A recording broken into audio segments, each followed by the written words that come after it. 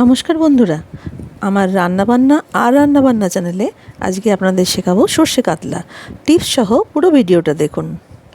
বেশ বড় কাতলা মাছের পিসগুলোকে নুন হলুদ মাখিয়ে আর তেল মাখিয়ে ম্যারিনেশন করে রেখে দিয়েছিলাম। তারপর পিসগুলোকে ভেজে ভেজে ছাঁকা তেলের মধ্যে তুলে রেখেছি। এমনভাবে পিসগুলোকে ভাজতে হবে যাতে মিডিয়ামভাবে ভাজা হবে, সোনালি রঙের, কিন্তু পোড়া হয়ে যাবে না, ডিপ ব্রাউন কালার হবে না। এইভাবে মাছগুলোকে ভেজে রেখেছি। আর এই দেখুন বন্ধুরা, এটা আমার ঘরে তৈরি সর্ষে বাটা।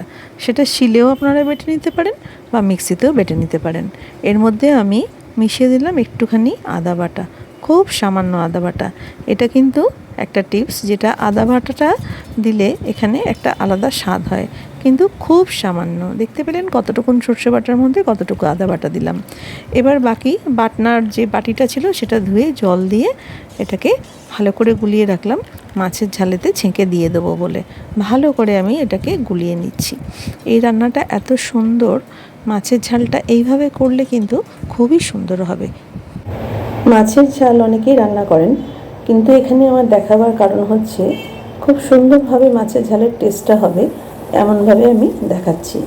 এখানে এক্সট্রা তেলটা ঢেলে রাখলাম। অল্প তেলেতে কালো জিরে আর কাঁচা লঙ্কা চিড়ে ফোড়ন দিলাম।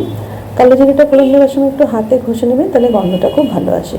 এবার দেখুন গুলে রাখা সর্ষেটা আস্তে আস্তে ওপর থেকে ঢেলে দিলাম, তলানিটা পড়ে রইল। এবারে তলানি যে সর্ষের ছিবড়ের মতন পড়ে আছে, তার উপরে জল ঢাললে আবার কিছুটা সর্ষে পাতলা হয়ে বেরিয়ে এলো। দেখুন এইভাবে আমি ক্লোজ করে দেখিয়ে দিচ্ছি। বাকি ছিবড়েটা কিন্তু তলায় পড়ে রইল, ছাঁকনিতে ছাঁকার কোনো প্রয়োজন নেই। এবার আমি একটু নুন দিয়ে দিলাম আর হলুদ দিয়ে দিলাম পরিমাণ মতন, এবং ভালো করে গুলিয়ে দিলাম। যখন ভালো করে ঝোলটা ফুটে উঠবে, তার মধ্যে একে একে মাছগুলো আমি ছেড়ে দেবো।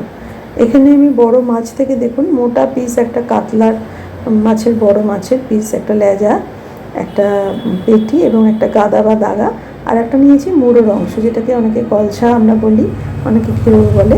এই 4টে পিস দিয়ে, 4 রকম পিস দিয়ে আপনাদের করে দেখাচ্ছি এই মাছের ঝালটা। এবার আরেকটু জল দিয়ে দিলাম। এখানে আমি গরম জল ইউজ করছি, কাঁচা জলটা আর দিচ্ছি না। ফুটে ওঠা তরকারির মধ্যে কাঁচা জল না দেওয়াই ভালো। মাছের ঝালটা দেখাবার যেটা আসল জিনিস সেটা আপনাদের বলি। দেখুন এখানে আমি একটু সর্ষের তেল দিয়ে দিলাম। তেলটা কাঁচা তেলটাই দেবো, পোড়া তেলটাতে বেশি মাছের ঝাল করবো না, এটা একটা টিপস। এবার আমি ঢাকা দিয়ে মিডিয়াম আঁচে ফোটাবো। মাছের ঝাল খুলে চড়া আঁচে ফোটাবেন না, ঘরোয়া রান্নায় দেখাচ্ছি। ঢাকা দিয়ে মিডিয়াম আঁচে ফোটাবেন, তাতে মাছের ঝালের টেস্ট অনেক বেশি ভালো হয়। এবার আস্তে আস্তে করে আমি উল্টে দেওয়ার চেষ্টা করছি, তাহলে অপর পিঠটা আর একটু ফুটিয়ে নেবো, আবার একটু কাঁচা তেল দিয়ে নাবিয়ে নেবো। মাছের ঝালটা আরেকটা টিপস বলি, 3 নম্বর টিপস হচ্ছে মাছের ঝালটাকে একটু ফোটাতে হবে। খুব জোর আছে খোলা অবস্থায় ঢাকা না দিয়ে খুব জোর আছে ফুটিয়ে নেবেন না।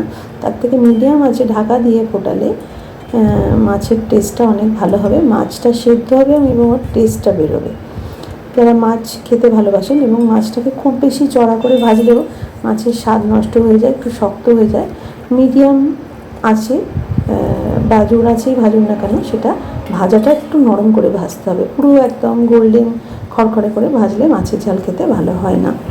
ঘরোয়া মাছের ঝালের কথা আমি এখানে বলছি, এই জন্য আজকে এই মাছের ঝাল রান্নাটা দেখালাম, যেটা খুবই সহজ রান্না, কিন্তু তার মধ্যে অনেক কিছু শেখার আছে, যেটা আমি বড়দের থেকে শিখেছি। আবার কিছুক্ষণ ঢাকা দিয়ে দেখুন ফুটিয়ে নিলাম। এবারে দেখুন মাছের ঝালের কালারটা আপনারা দেখতে পারবেন, একটু মিল্কি টাইপের হয়ে গেল, তখন বুঝবেন মাছটা ভালোভাবে সেদ্ধ হয়ে গেছে, ফুটে গেছে। এবার আমি একটা কাশিতে মাছের ঝালটা ঢেলে নিলাম। এই মাছের ঝালের স্বাদ কিন্তু অসাধারণ হয়। যেভাবে আমি মাছের ঝালটা করে দেখালাম, এইভাবে করবেন। এই কটা টিপস ফলো করে মাছের ঝালের স্বাদ কিন্তু অসাধারণ হবে। খুব সাধারণ, খুব পরিচিত রান্নাটা আমি টিপস সহ ভালোভাবে বুঝিয়ে দেখাবার চেষ্টা করলাম। আশা করি আপনাদের ভালো লাগবে। ভালো লাগলে চ্যানেলটা লাইক শেয়ার সাবস্ক্রাইব করে দেবেন এবং সঙ্গে থাকবেন, এবং পাশে থাকা বেল আইকনটি প্রেস করে দেবেন। আবার আসবো নতুন রান্না নিয়ে। নমস্কার।